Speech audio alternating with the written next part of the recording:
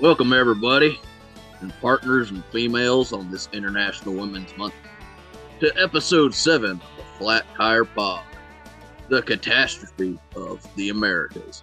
I'm your host, Chris Torrance, along with my co-hosts, Cason Ringenberg and Sinclair Earnhardt Sr. All right, enough with the accents and the and whatever I was just doing there. You're on the YouTube version. You see that Joe or Sinclair just came back from Cuba, and that I decided to wear a helmet today. Boy, are my arms tired. Well, we got something we haven't done yet here in the Flat Tire Pod. We have call-ins. So we're gonna start off. We have Derby and Katie calling in today. We're going to start off with Derby Guy and his thoughts on the races this weekend. Once he can get his stuff unmuted. Oh, there he is. All right, Derby Guy. Hello. Hello. Yeah. Can you give your thoughts on the race this weekend? A good race, I guess. Anything stand out to you? Oh. The cars are. I don't know. What do you think about the finish? It was all right, I guess. All right. Well, do you have anything else on your mind before we let you go? Not really. All right. Well, thank you for calling in, Derby Guy. Yep. We'll see you next time. Okay.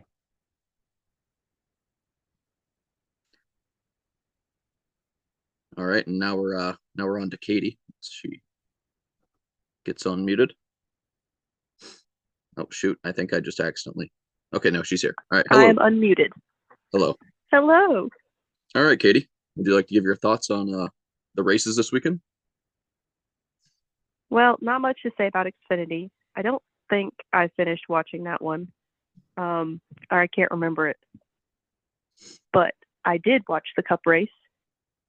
I was sad to see that Brad had to have some IV fluids afterwards. You know, huge Brad Keselowski fan.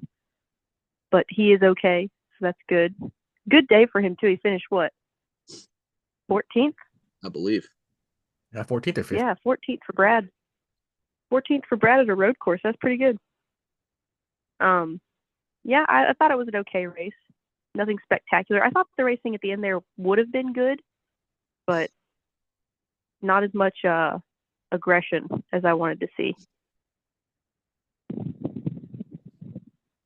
Yeah, I'd have to agree with that point there, which I'll get to more on later. But so overall, you've watched several road course races. Where do you think with the especially with the tires and how they fell off, and just overall how the racing was compared to the previous road course races you watched? This is a hard question. I mean, I'm going to compare this to the Roval because I've been to the Roval in person. I enjoyed the Roval a lot more than I enjoyed this race.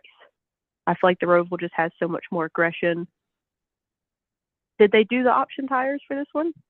No, this wasn't the option tire. It was just a new compound, which the tires were faster. So yeah, it was interesting because I know Kyle Busch towards the end, it would have been interesting. I didn't know if that huge tire fall off he had maybe had something to do with the tire compound or what, but would have been cool to see him maybe win again. That would have been nice.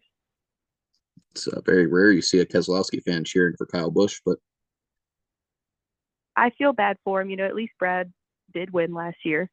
So, I mean, I listen, I saw Kyle Busch wreck Brad in person, and it broke me. But I will pick up someone when they're down. All right, Katie. Well, thanks for calling in. Unless Dale Sr. or Cason have anything to say or ask. I do have one question for Katie, actually. Katie, have you been to Two Trees lately? Yes. We went on, what was that, Saturday? Yep. What was the report Wanted on to Two pop Trees? The report is we walked in, lots of biker people, middle-aged people, and I got scared, and me and Chris and our friend decided to sit outside on some chairs and have a few beers. Can't go wrong with a few beers, even if it's at Two Trees. No, you cannot. Exactly. And our friend was like, "Hey, the beers are on me," so it was even better. All right, Katie. Well, thank you for calling in. Of course. We'll see you next time. All right. I think I cut her off too early. All right. Well, I guess we'll get into the big stuff here. Since I didn't really get to watch much of the Xfinity race, I'm gonna leave that up to you two guys.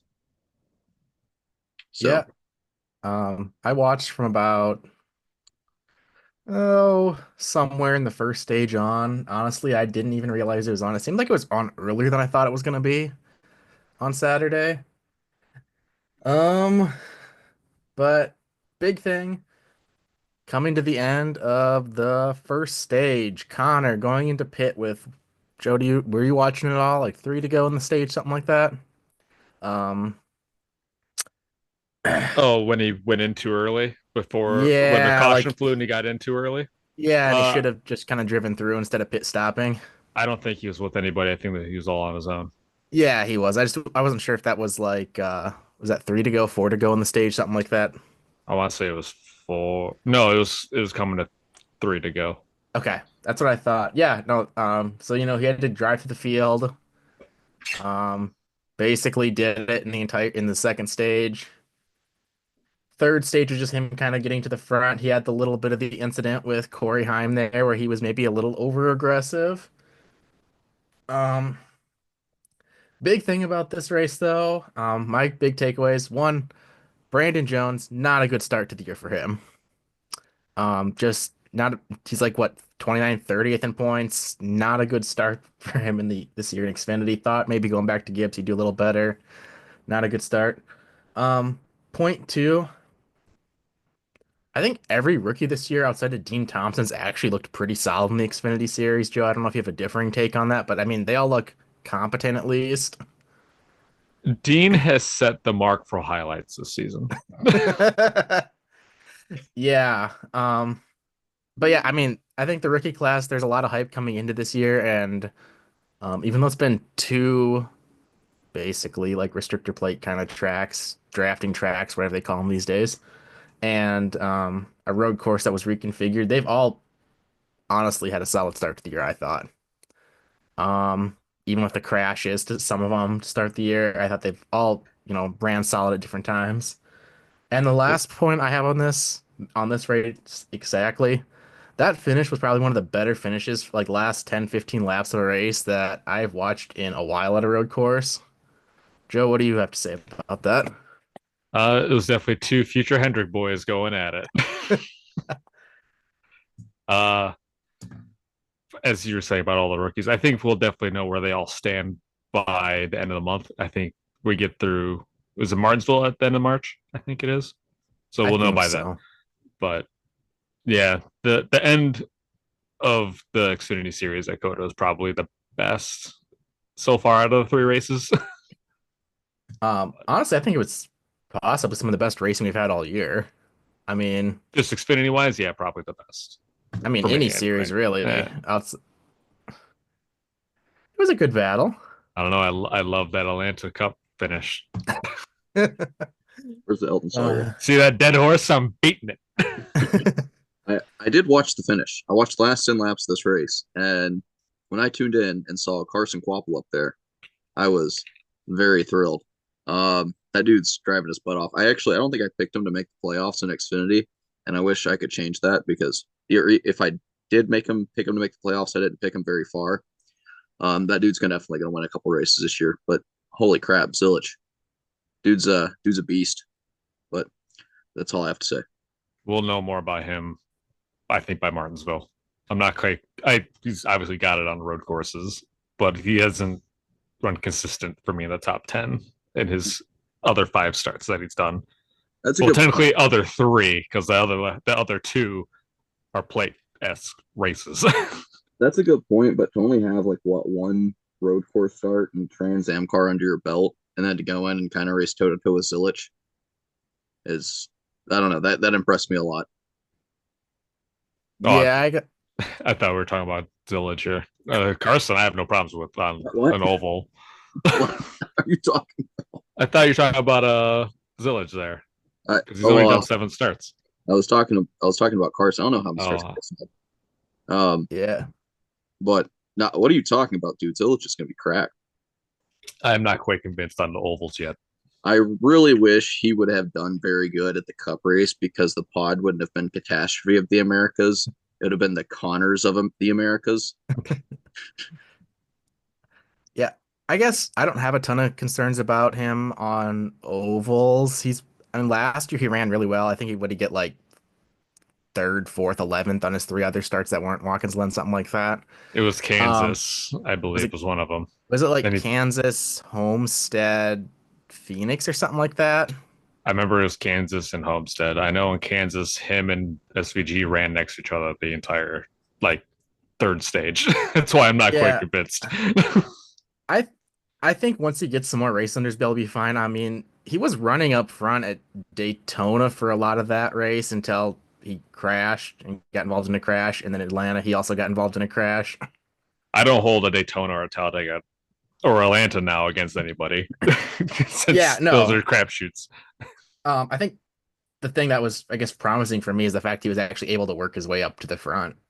Same as SVG in the Cup race when he kind of got up there and kind of stayed up there. They're the same guy. One's just 18. Yeah. As for Carson, Chris, I have no issues with him. Like anywhere but a road course. So this is just a one-off road course. Good run for him to me. Brad had those. Katie's Well, not here for me to save that, but Brad had those. well, I'm not saying he's gonna become a road course ace, but just pick it up that quickly and run that quick at his He's first not race. Sam Mayer.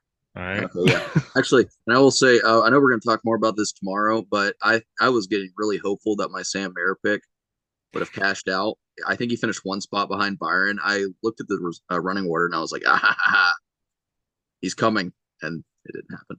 Where'd Creed finish? That's what I want to know. Like Not 50. Like, second. yeah.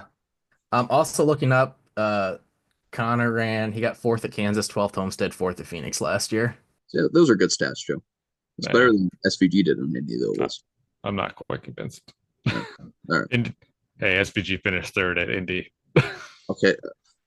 I also can pick and choose which tracks I want. Did he finish in the top 5 on oval? That's not a drafting track more than once. I'll get back to you.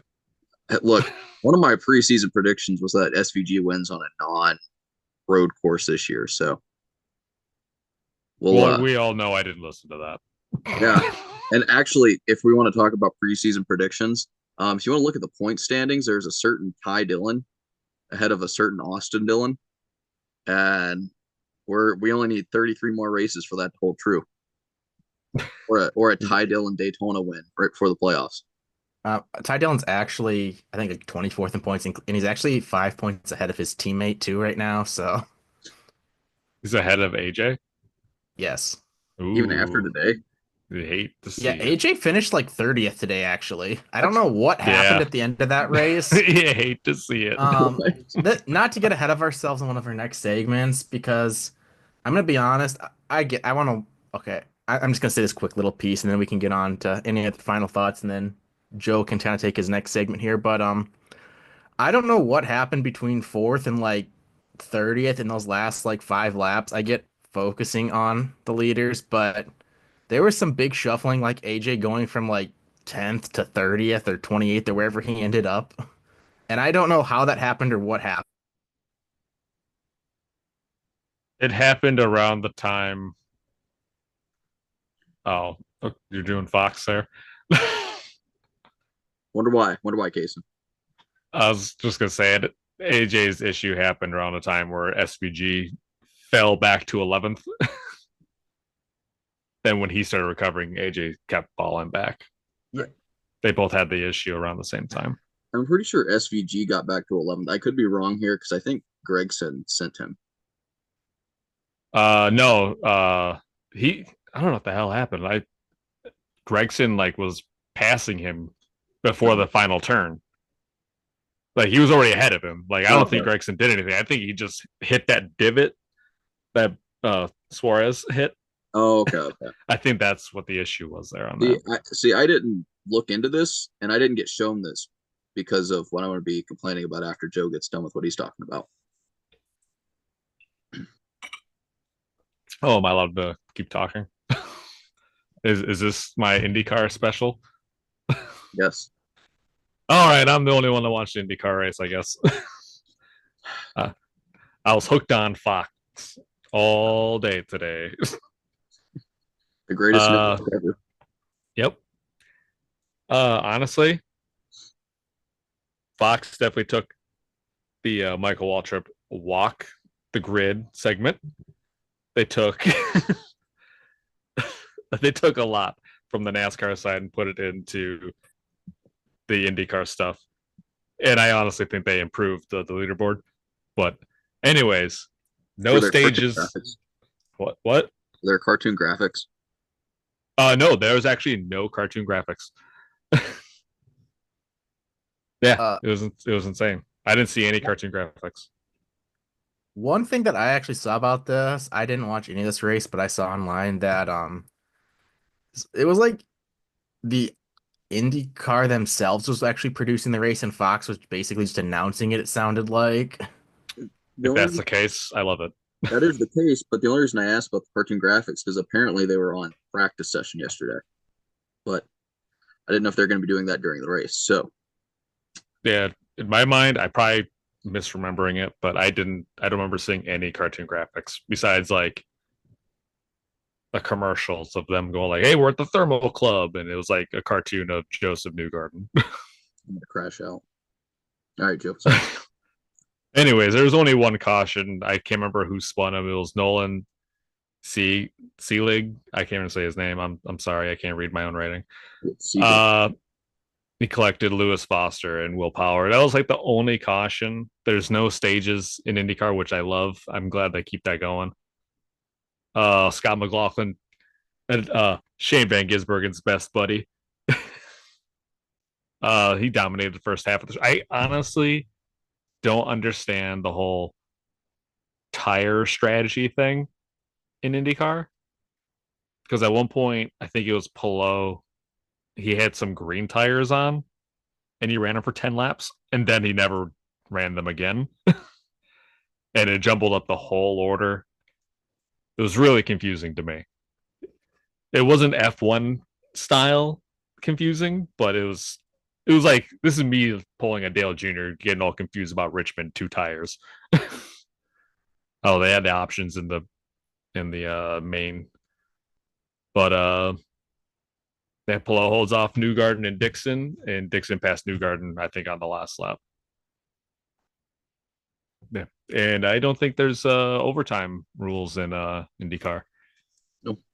So it sounds like IndyCar is just getting all the best. Hold on, sorry. Someone say something for a second. They're getting all the best graphics Fox can give. So I heard they're also getting the best broadcast team too. They sold a guy from Formula One. Will Buxton. Yeah. I am intrigued. I will probably tune into the oval IndyCar races this year. Makes sense. But is there anything else you have to say about the IndyCar race, Joe or Cason? No. All right. Nope. Don't look like it.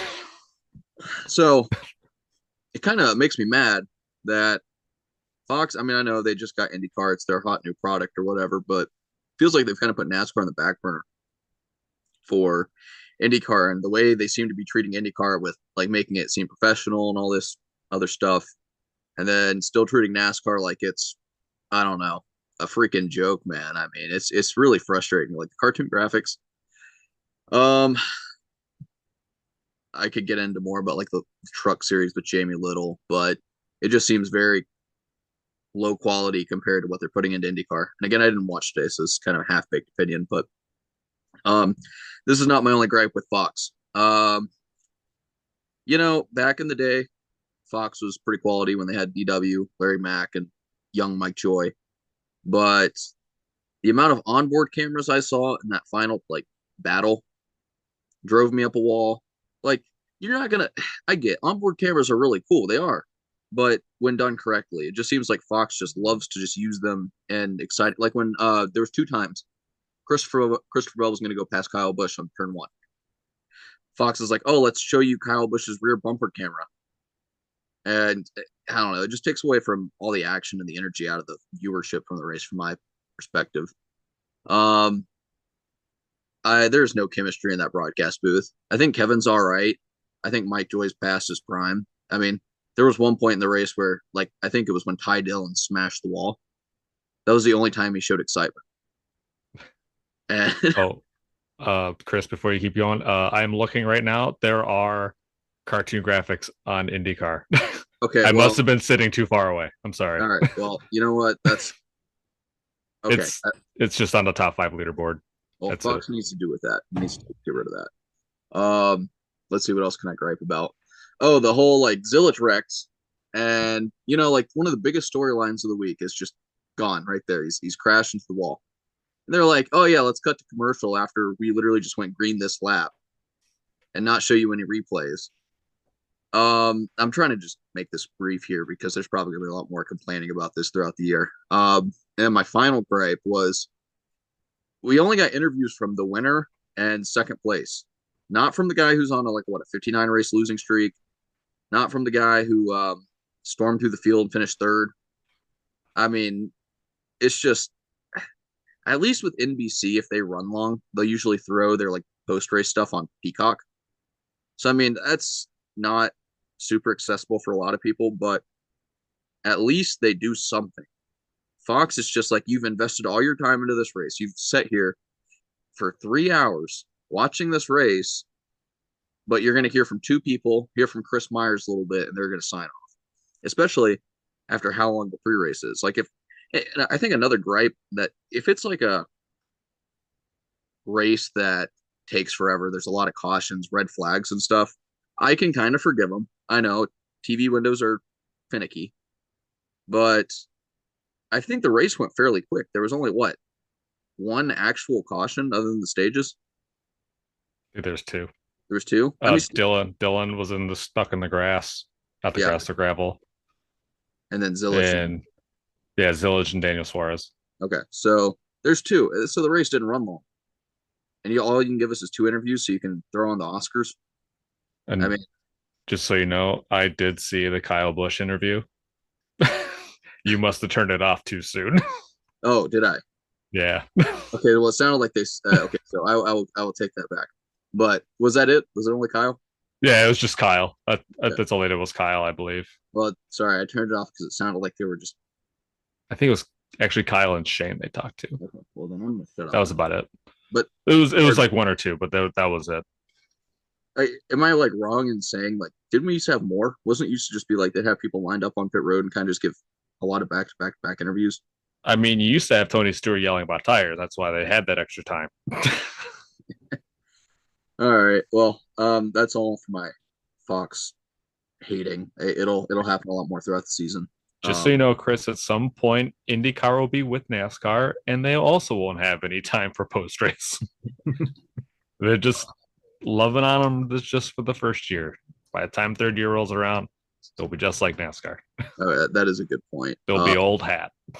Now, next week, I think it's Phoenix and what is it? That one club track. Thermal Club's not to the end of the month. I think not till 23rd. So there is going to be a race where I could be wrong. Then I could have swore I might have seen something where they're running an IndyCar race on Fox that starts at 2, and then a NASCAR race that starts on FS1 at 3. I think that's the Thermal Club. Okay, so what do you guys think gets the higher rating? NASCAR. Yeah. Okay. So I think that as well, which I'm not hating on IndyCar. I think IndyCar puts out a pretty good product. For everything I watch, that's always pretty solid, especially for open wheel racing, which I'm not the biggest fan of. But that's still a pretty sad state of things when the thing you're kind of putting on the back burner and treating like a joke is still gonna get better viewership and ratings than IndyCar. Which I don't know if they think IndyCar has more potential or what, but just kind of one of the long list of things I cannot stand about Fox. So, anyways, let's get on to this our other topic. Hang on. So the NASCAR is at Homestead. The race is at 3 on FS1, and the IndyCar is at Thermal Club at 3 on Fox. Oh yeah, and Homestead Same day, same time, but NASCAR is king when it comes to American motorsports, so there would be no issue. Just that one will be on Fox. Yeah. But like I said, new toy, gotta show it off. Agreed. All right, Cason. Well, I heard from a little birdie that you have a stat of the week you want to share with us. I do have one thing to throw there too.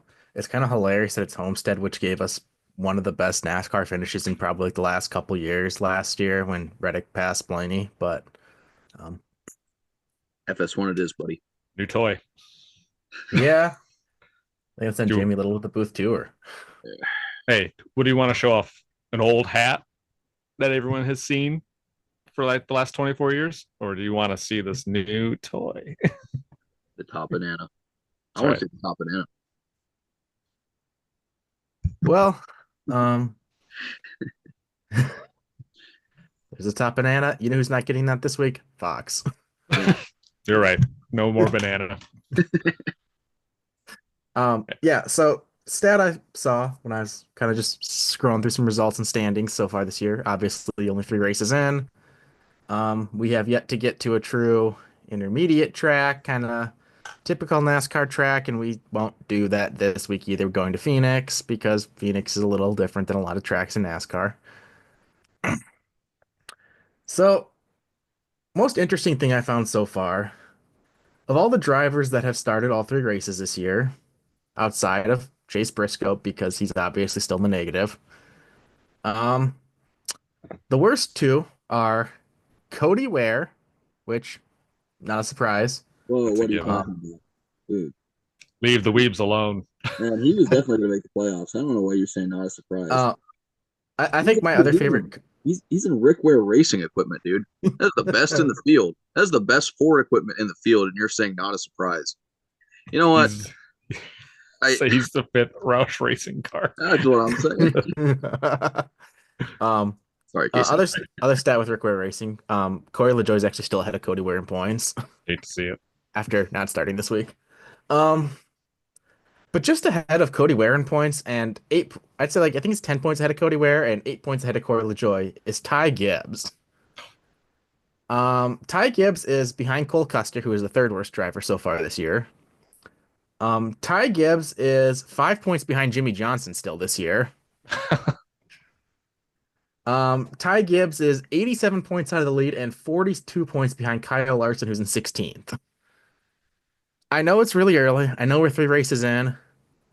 If he doesn't put together some good runs the next few weeks and finishes like 25th to 30th again, the alarms may be sounding a little that he's going to have to win to make the playoffs. And that could happen 5 races in pretty easily, I think. Say this early? 42 points out of 16th. If he runs, say, 25th, 30th, and is 60, 70 back already. Didn't he make up a huge gap to make it in last year? I think it was him and Bubba that were like making up a lot towards like the last 5 races before the playoffs. I don't mean to keep going back on this case. And did you say Cody Ware was last? Of all drivers outside of Chase Briscoe, yeah. Okay, yeah, I was about to say. That have driven 3 races. Yeah, no, Briscoe's at the... He's already just kind of SOL almost if he doesn't win that appeal. I mean, you and Joe have more cup points than Chase Briscoe at this point. We did it, Cason. We did it. And how many points do you have it pulled up right now? How many points is Briscoe back still? Negative 28. I hate to see it. So he might get back in the positive Phoenix, hopefully. He is, see if I can do the quick math here. 99 points, it looks like. Out of 99 points out of 16th. So hypothetically, he could just have like 10 points. No, how he's out how many? 99. No, in the negative. Oh, he's 28 points in the negative. Okay. So he would even have 40 points if he wins this week and be in the playoffs. If he won both stages, let's just say he won both stages. And 60 points if he wins both Yeah. stages and the race. so no, he would have 32. So he wouldn't even have 40. Let's just say he doesn't win any stages and he lucks out like the last time he did at Phoenix. Yeah. He'd have like 12, Yeah. something like that. No stage points, yeah. And that would probably be behind Cody Ware. Yeah, I think Cody Ware's like 21 or something. Cody Ware has 10 points. That's sad. Is it 10 points? That is tough. That's tough. sad. Yeah. Casey, do you have anything left on this topic? Nope. Nothing left on the topic outside of I hope Ty Gibbs runs a little better. It's been a very unfortunate start to the year, and you can get buried pretty fast. So I do want to. I have something I want to say here, like this little segment, I guess. First off, do you guys consider Ryan Blaney to be a nepo baby? If you play basketball, yes. Okay, so if that's the case, if we're going by those rules, I want to update everyone on the nepo baby point standings. Ryan Blaney takes the lead. Next is Chase Elliott. After that would be Austin Cindric. And then behind Austin Cindric is John Hunter Nemechek, who's still in the real playoffs right now. Todd Gilliland. Riley Herbst, I'm just adding into this because, yeah. Ty Dillon. Noah Gregson. And then it looks like Austin Dillon, and then finally rounding us out would be Ty Gibbs, and then Cody Ware at the bottom of the actual standings and at the bottom of the nepo baby standings. How is Cody Ware? And who else did you say? You said Riley Herbst is a nepo baby? Yeah, and Gregson. If he had a gas station, yes, I would agree he's a nepo baby, but he doesn't. Well, I just added Riley Herbst because I don't know if you saw Riley Herbst. I added him because his family's got money. I just added him. Well, I added him because I don't know if you saw Riley Herbst's performance up until halfway through the year before last in the Xfinity Series. But up until then, that man had no business driving a stock car, then somehow found some talent.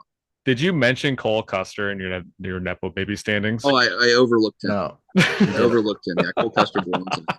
Oh yeah, he's just ahead of Ty Gibbs. It's Custer, Gibbs, and Ware. I knew you were missing one of them. And Gregson, I just mentioned because his father's currently in penitentiary. So I can't wait for the standings to come up when Keelan shows up. Hey, that's a nepo baby I like. For now. Wait, did you ask why I said Cody Ware is a nepo baby? Yeah. Who does he drive for? Is that nepo baby if his dad built the team? Yes, that is like even more of a like that would just mean Ty Gibbs isn't a nepo baby. Did Rick Ware race? Did Joe Gibbs fucking race? That's why I mentioned right. Ryan Blaney would be a nepo baby if you played basketball because his uncle played for the Lakers. All right. Well, moving on. I just wanted to mention the nepo babies. I think we need to have an argument on who. I think you need to go into the kitchen for a few of these.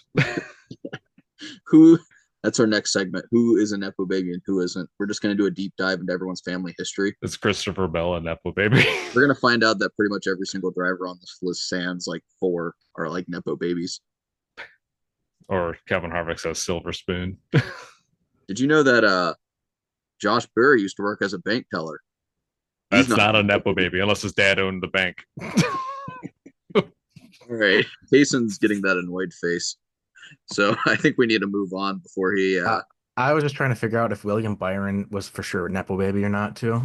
I mean, he started out on iRacing. iRacing impregnated his mom to make the ultimate being. Wait, is Dale Jr. Steve Myers his dad? Yes.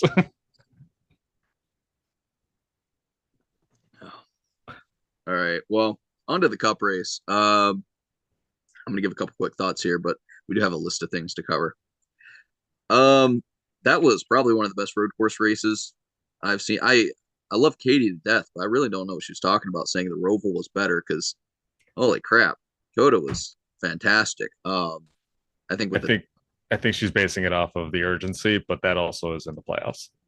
yeah, I agree. I think she's more basing that opinion off the urgency, but because William Byron was just like, nah, man, you can have it. Yeah, he was very nonchalant. Yeah, but that was a really good race overall. But we'll get into the nitty gritty here. So, Cason, Yeah, no, I think honestly that was probably one of the best Gen 7 road course races I've personally watched. That's probably the one that I was most inclined to watch as much of it as I could. A lot of the road course races in like this Gen 7 car, I have honestly not cared if I miss like half to three-quarters of the race. When I was at the Charlotte Roval last year, I could have missed half to three-quarters of the race and probably not cared. It was, oh, Kyle Larson drives by with his 2 second lead. Oh, it's 1.9. Oh, it's 2.2. Yeah, not much happened that race. So, yeah, I don't know what Katie, I think she was too invested in Bob Dylan tonight. Um, that was her championship and her race of the day. But yeah, no, I thought that was one of the better races. I was invested. There was, passing for the lead. There was good battles on the track. Um, as much as I'm gonna talk crap about William Byron not sending Christopher Bell, I do kind of get it in the third race of the season when you already have a win. Um, I still don't like it, but if that was Kyle Busch leading and he didn't send him, I probably would have a different opinion. my dad Um, certainly did. He was yelling at the TV. He's like, Kyle, you better send him. Yeah, but there was yeah, that that was kind of my gist of it. I think if it was the playoffs, Byron might. Okay, I shouldn't say probably. If it was a lot of other drivers, I'd say probably. I will say if Kyle Larson was up there and this is the third race this season, he already won a race. He probably is sending Christopher Bell because he's sending himself as well. He's not intentionally sending Christopher Bell. It's just he's sending it in there because he wants to win the race.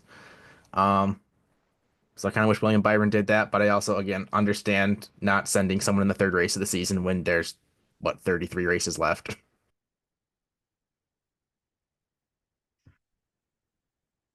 um yeah, I was hoping he would just kind of move him out of the way. It was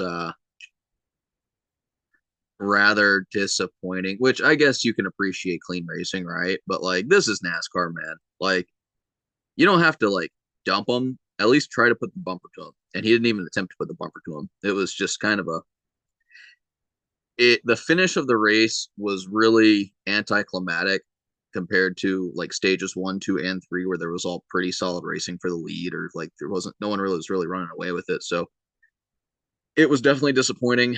Um I was really hoping he would get up there so Reddick could make a run for it. We maybe see something like we did when Ross won his first race. But anyways, I guess moving on to our list of topics, unless Joe, you have anything to say.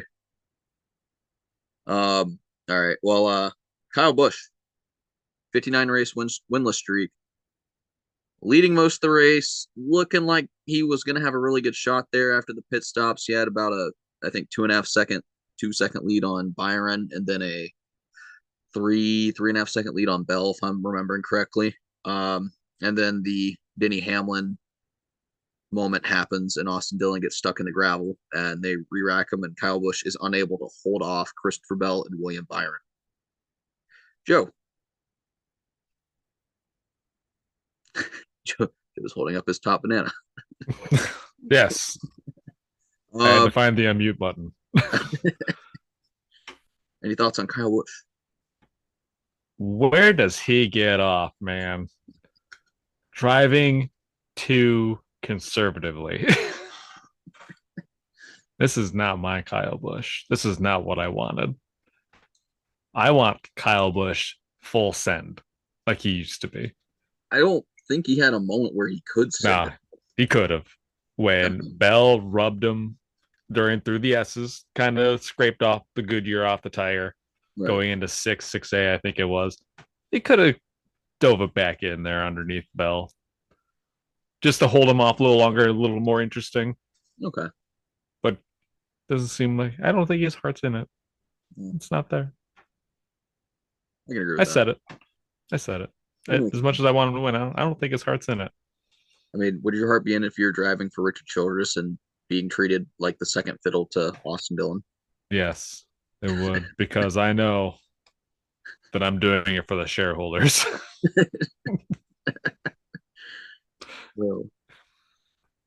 Well, Cason, do you have any comments on Kyle Busch, or shall we move on?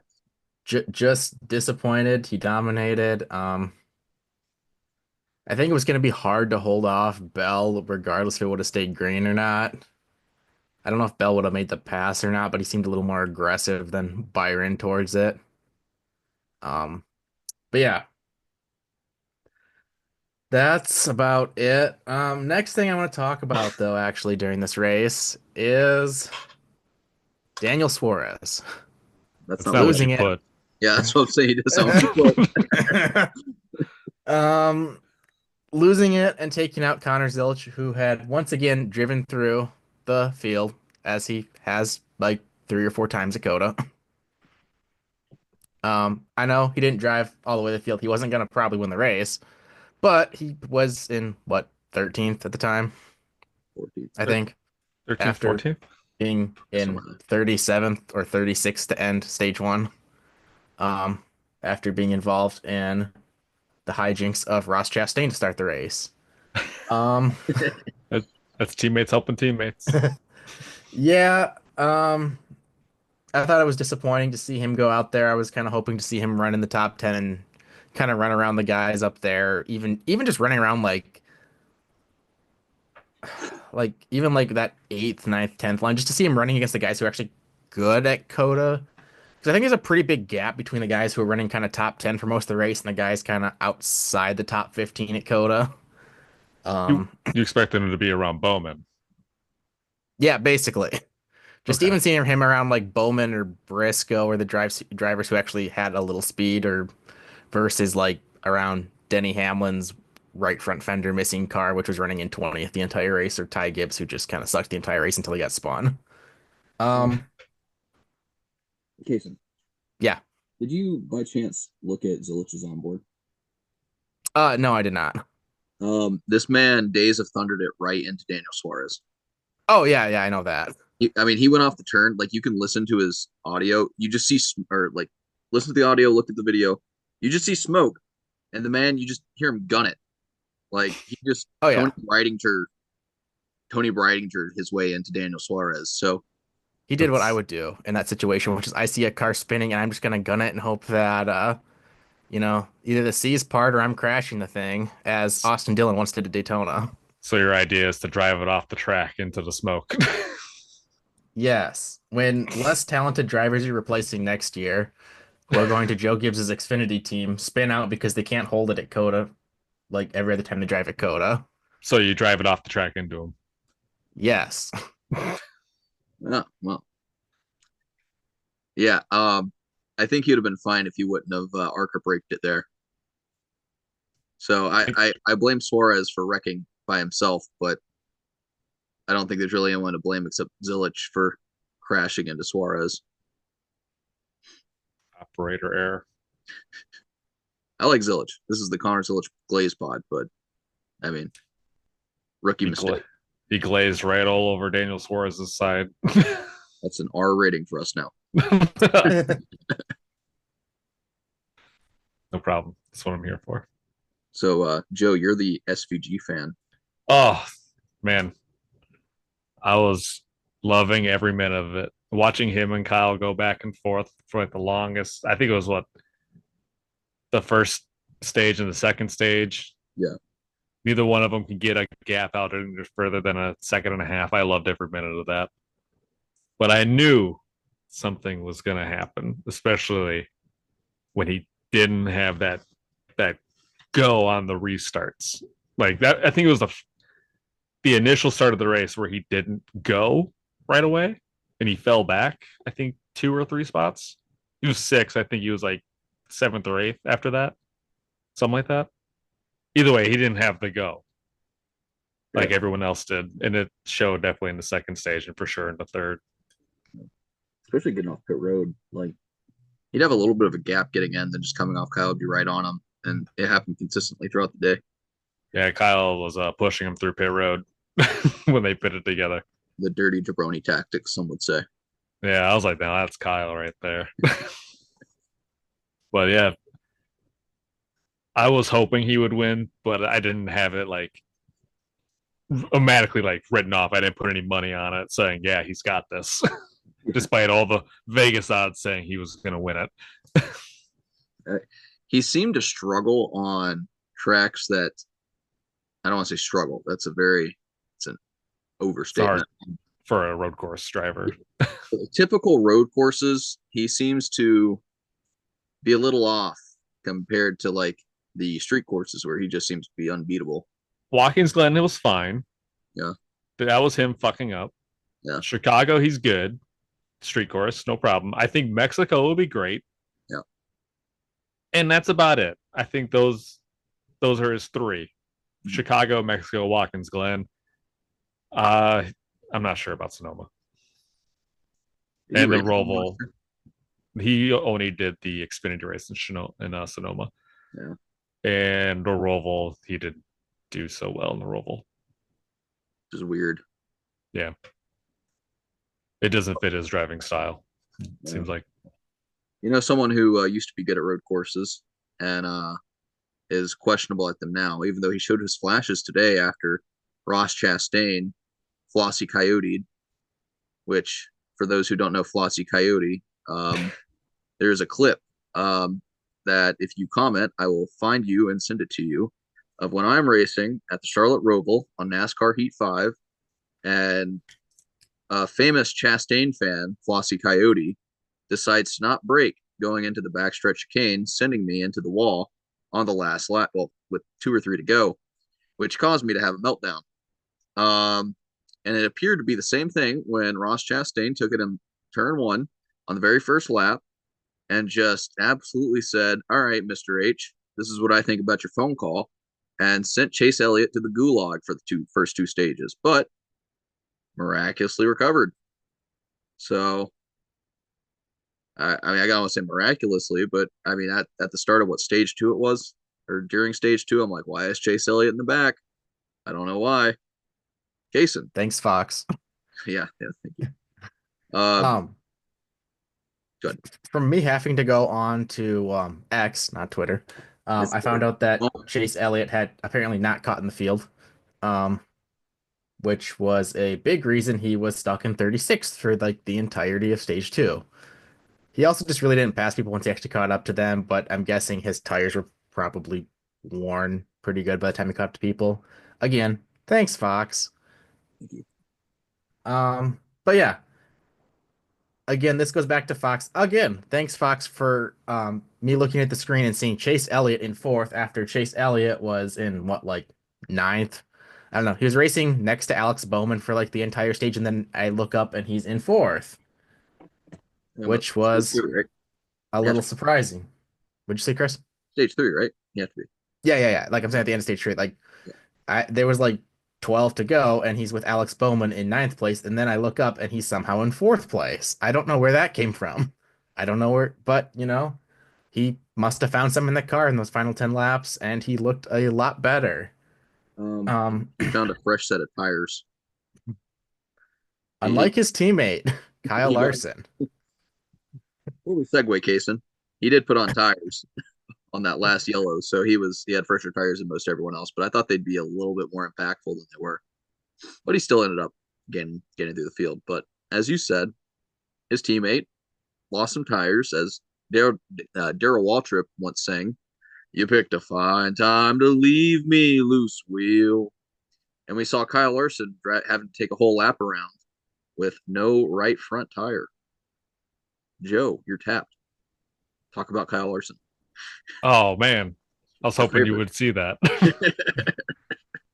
Were you guys as surprised as I was that they didn't throw a caution for his tire sitting out there? Yes, until it rolled into the sand. Like, even then, I was like, they're gonna throw a caution. This is NASCAR we're talking about. There's no Well, way they let it go green.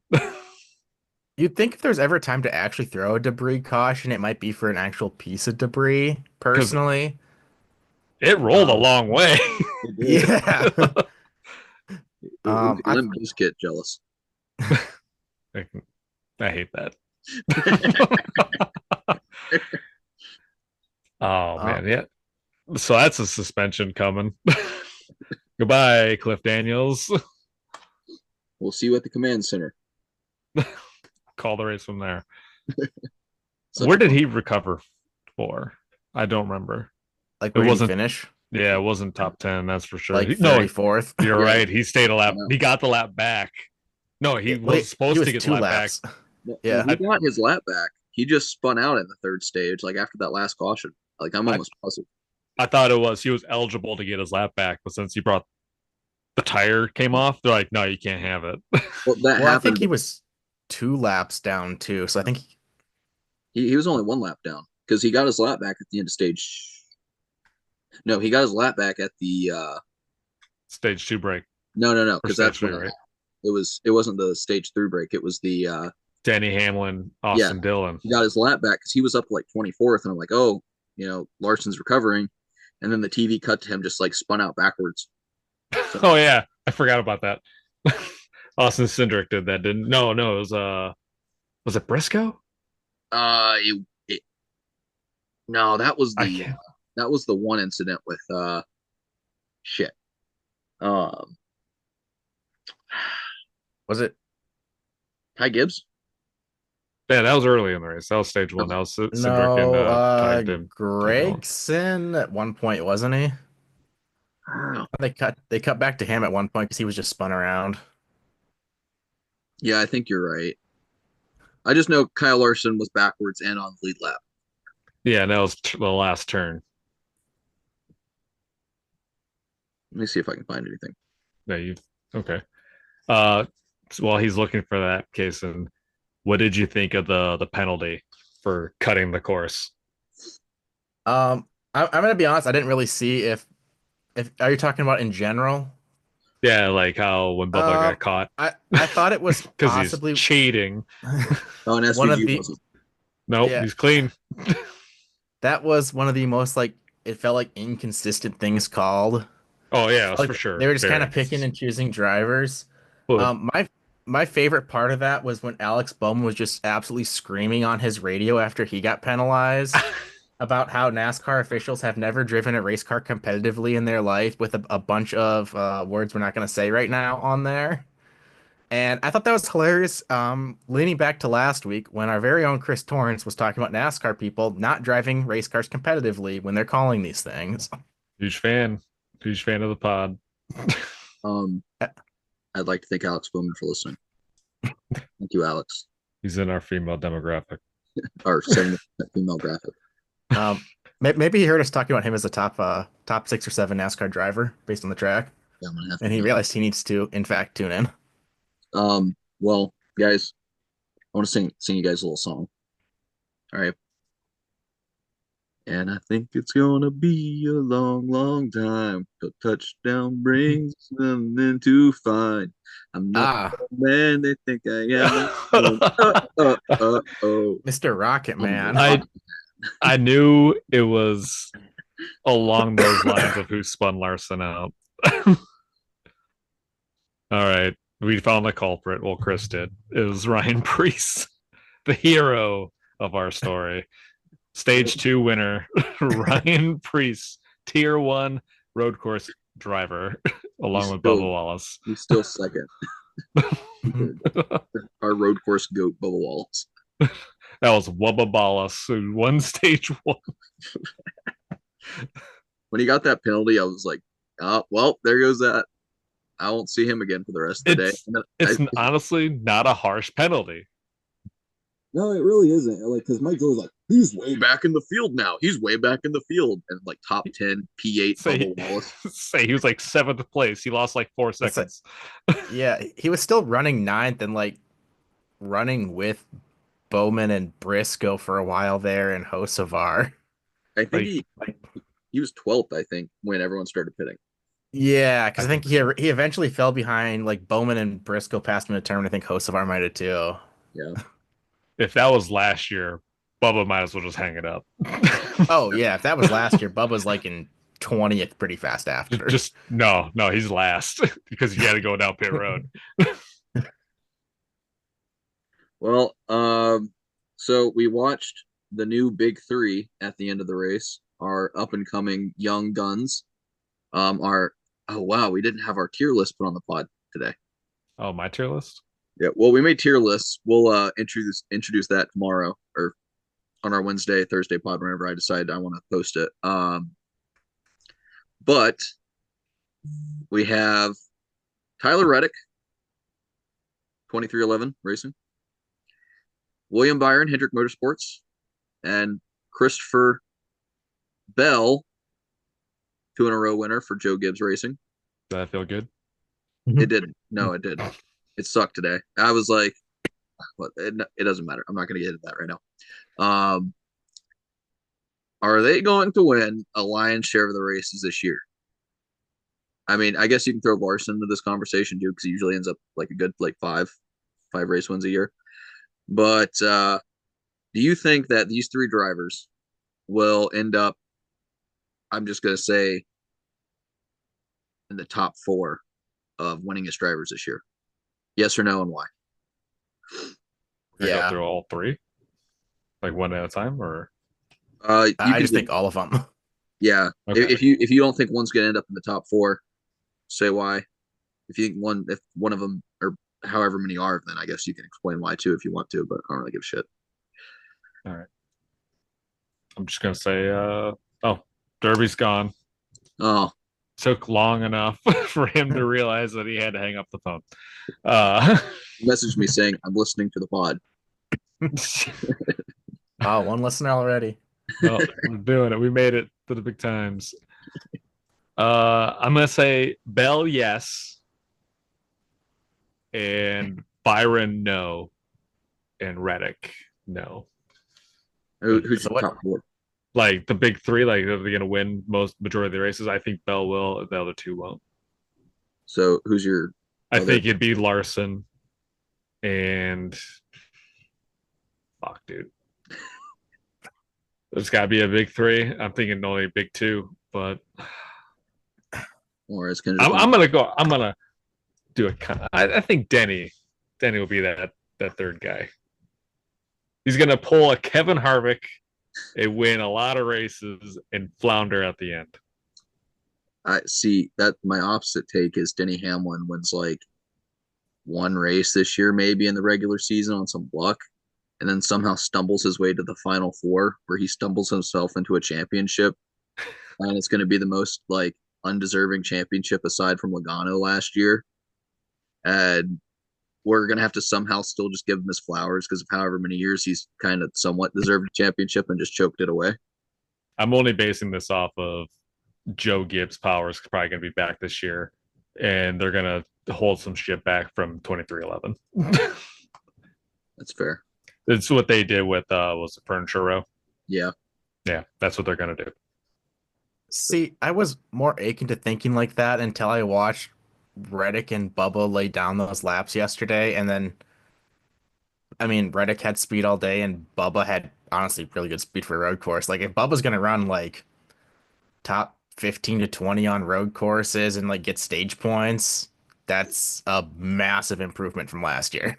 Because that's like his biggest blunders. It seems like is just he just runs like garbage on most of the road courses. It's not that crazy for Bubba to have gotten second following Tyler Reddick for the front row and to winning the stage.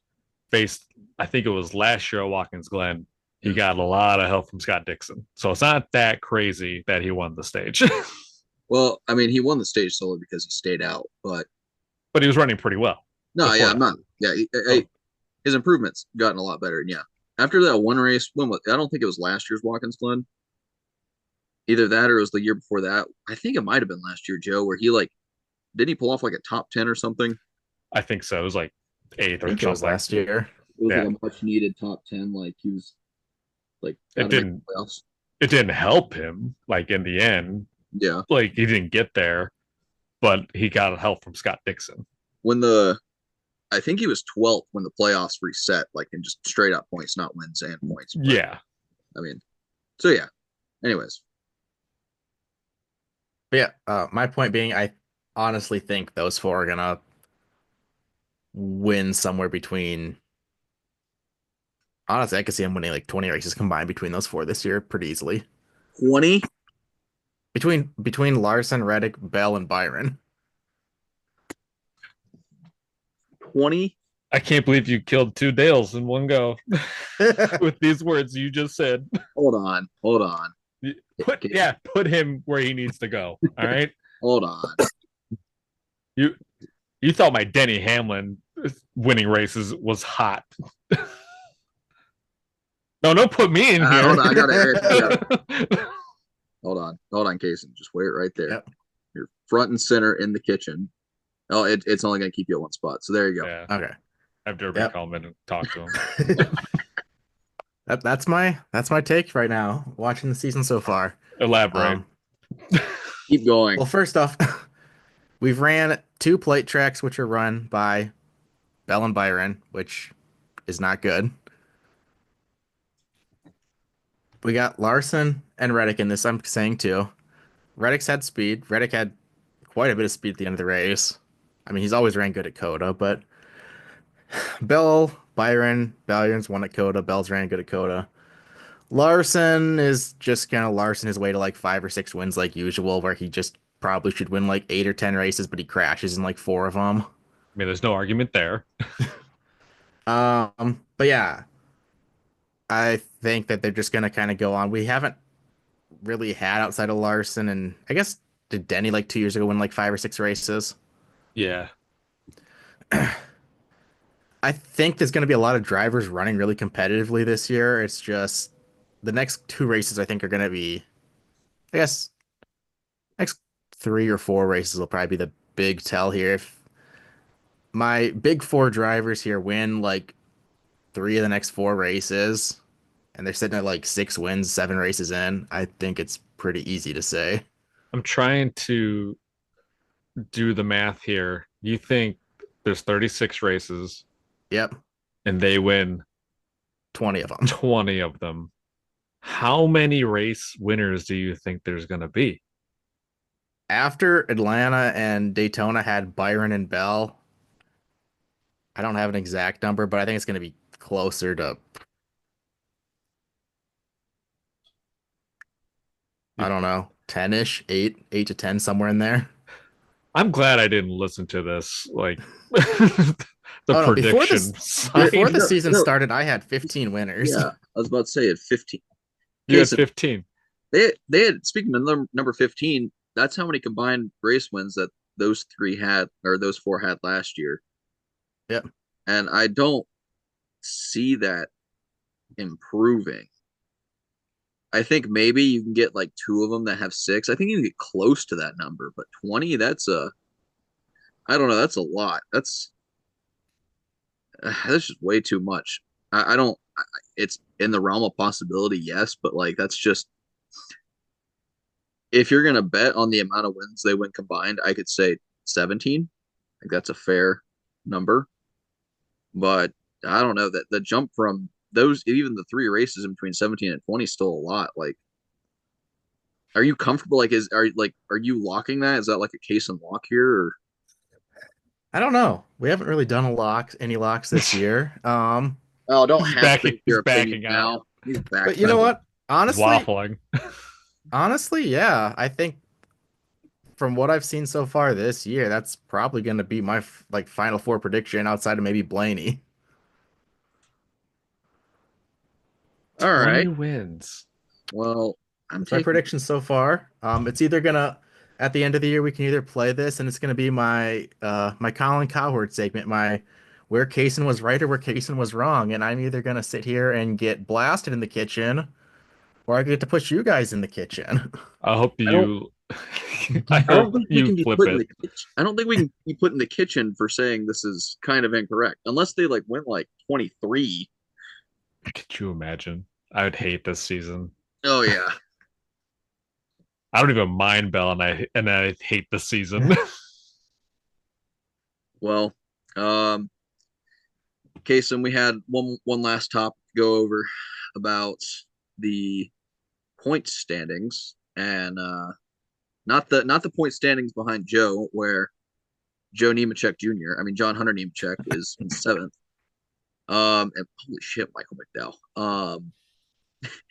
Michael McDowell's been really good about getting about between 10th and 13th like every week, it seems like. Mr. Consistency. Well, Cason, do you want to go over our final point? Yeah. So when I look at standings, biggest thing I saw, driver 6 through 10. We have Bubba, Bowman, McDowell, Kyle Busch, and Ricky Stenhouse. I'm gonna be honest, Stenhouse, I mean, like Bubba Bowman, they've put together. I mean, Bowman, heck, before he broke his back or whatever happened, he was leading the points a couple years ago. Spinal. Yeah, he can. He's. It's not out of the realm of possibility. He just puts together a really hot start to the season, like finish wise, getting eighth like every week. I mean, Kyle Busch is Kyle Busch. If the car's not a complete piece of garbage, he's gonna be up there. Bubba's, he was kind of hot to some points last year. He's kind of he seems to be putting it together a little bit better at some of these tracks, like again, like Dakota, where he and like I think we figured out Glenn last year, where he's just a little more consistent some of these tracks that he would typically kind of just collapse on. Well, a lot of that had to do with crew chiefing too. I mean, I love Booty Barker, but I think Lemke's definitely a better pick here. Yeah, but the two that really stuck out to me are Stenhouse and McDowell. McDowell sticks out to me, well, A, just because I mean, he had a lot of speed last year. He possibly had more speed than quite a few drivers last year. Man just kind of crashed a lot. It's the fact that last week he was what, like 6 laps down, and this week he had to pass through when he was actually running solidly, and then he was stuck in like the 30s for kind of a little bit there. And he once again came away with like an 11th place finish, which doing it 2 weeks in a row, obviously don't want to do all the time, but they're showing a lot of kind of character to take these unfortunate events and make decent finishes. And Ricky Stenhouse just being able to put the car in like 17th at a road course is impressive. I mean, two plate tracks obviously start the season too, but if he can keep stringing together some finishes, he might be a good kind of driver towards the end of that, like towards the bottom of the bubble there. I'm trying to point in his way in. I think it's another Will kitchen. he? Probably not, but I mean, it's a good start to the season. I mean, 17th at a road course, good finishes at Atlanta, Daytona.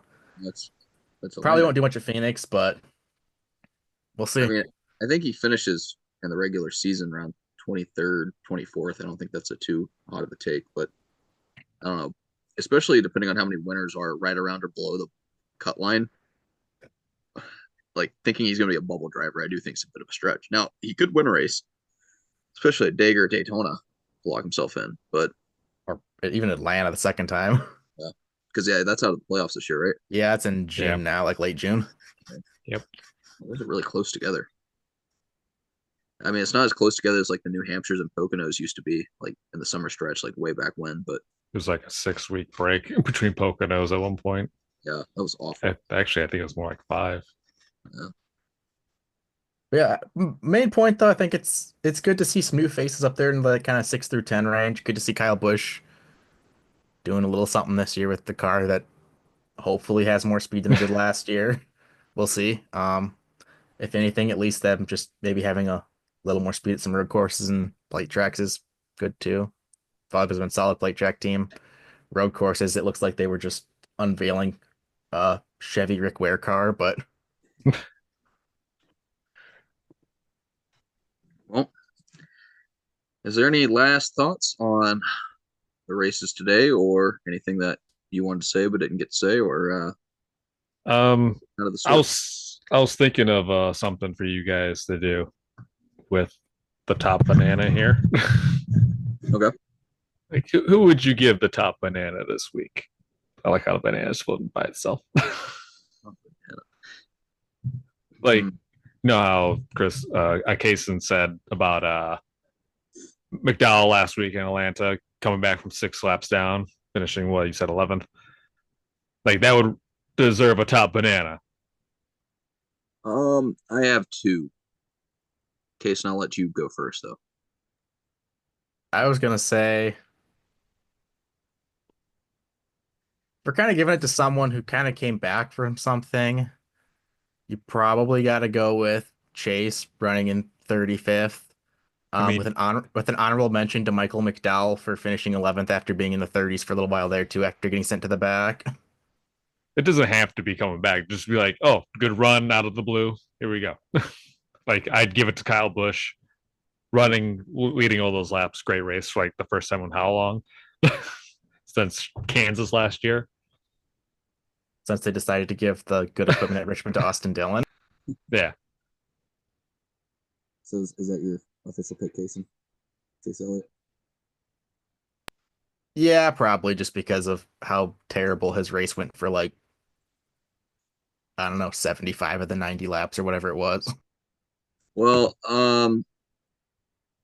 my two initially when Joe said this was first Elliott and then Bubba for actually qualifying pretty well. I don't want to say recovering from the penalty, but just showing that he had some competitiveness on the road courses to at least get a solid top 15 finish. But that's not who I'm going to give my top banana of the day award. That's going to go to Noah Gregson. I mean, dude was up there. I mean, he's running like fifth for a while, especially at the end of the race. Thanks, Um, Fox. uh, he's been very impressive. I don't want to toot my own horn just yet. I think Cason was all aboard the Todd Gilliland train to start the year, and I was more aboard the Gregson train. But Gregson's finally kind of putting it together. I mean, when he started at Legacy, it it is Legacy, so I mean like they weren't really that good, but neither was that 42 car. But he's definitely picked it up, and if he can continue performances like these, I think he's going to be someone to maybe be in a position to like I don't want to say threaten for wins, but like be the guy who's sitting there, and if the leaders decide to screw up or wreck or something, he can be in contention to take advantage of that. So for today, and my long-winded statement, my top now award goes to Noah Gregson. Congratulations. I actually almost picked him too, and one more unofficial honorable mention actually goes to Todd Gillen because he finished 10th, and I just realized that, and he was also in like the 20s and 30s after crashing early slash being involved in shenanigans early. Thanks, Fox. Now, I had one more award. If you guys want to do this every week, it doesn't matter if you want to stick with just top banana. I like awards. I like being able to talk. I follow this one guy on Twitch, and I bought his toy. Sweet Tails. And huh? Sweet Tails. No, that's not Sweet Tails. The guy's is Max Gamble, a platypus. Yeah, of course you haven't. And I bought something off his site a while back. I was like, where am I ever going to use this? Well, this thing's called Little B. So if you want to call it the Little Bitch Award, Oh, well, you can hand this out too. the Little B Award. I like that. so, so someone that just stunk up the whole weekend. Like I'd give it to probably Danny Hamlin for that last caution for it getting his tires stuck and sliding into Austin Dillon there. For basically ruining Kyle Busch's entire race. Hilariously, when you actually explained the award, that was the first person I thought of too. First off, that had to be one of the worst just chain of events that happened to RCR in a while.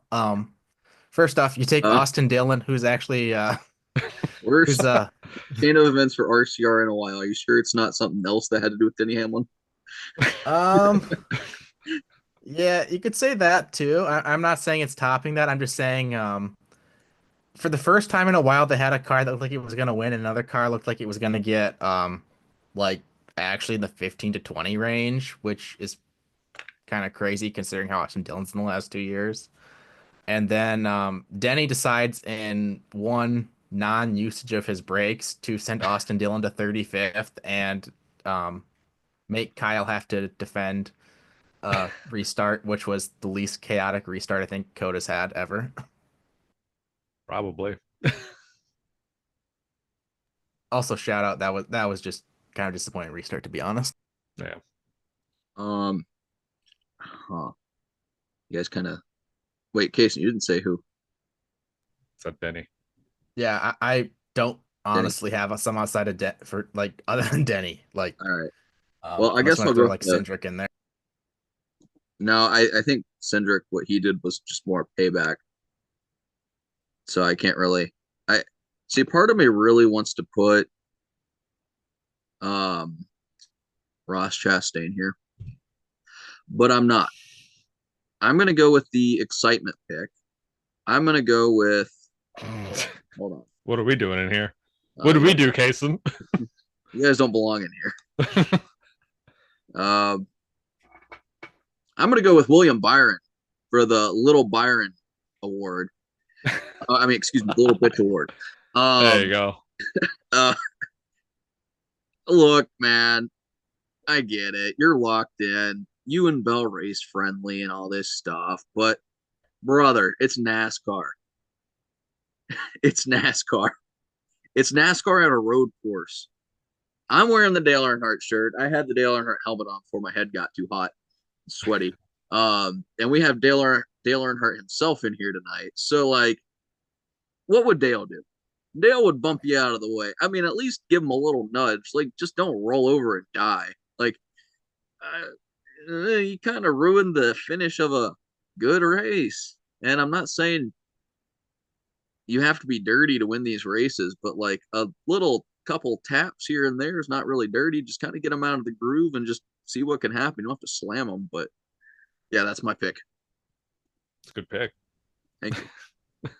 It is a good pick. Was kind of thinking about that. I'm not a big fan of Bell, Reddick, or Byron.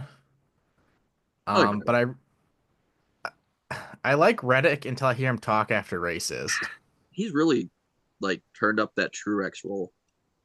Yeah, it's gotten just really hard to listen to him unless I hear from him the better. Maybe that's why Fox didn't put him on the interview after the race. He's trying to show up to Sabrina Carpenter right now, you guys. All right. I thought that was William Byron. Who cares? You guys see Carson Hocevar commented under Madison Beer's tweet? No. Yeah, which I think he has a girlfriend. So I don't Oh. know. I That, don't know if that's a meme or Hocevar's just a dog. It's Got a that dog of dog in him. the. I That's think he's got that dog in him. That's my award. Who's the dog of the weekend? I don't have a dog over here. I just got a little bee in this top banana. And go grab Brenda. That counts close enough. All right. Well, again, if anyone doesn't have anything to say, anyone? Nope. I'm all good. All good. All right. Well, everyone, thanks for tuning in for the Catastrophe of the Americas, which I do like the name, but I think the only catastrophe was that we didn't see a bump in Rondo for the race win, and Connor Zilic Days of Thundered it. But thanks for tuning in and listening. Thanks for our call-ins. Might have to screen those next time. What? But all right. Well, we'll see you on Wednesday for our Phoenix preview pod. Thanks, everyone.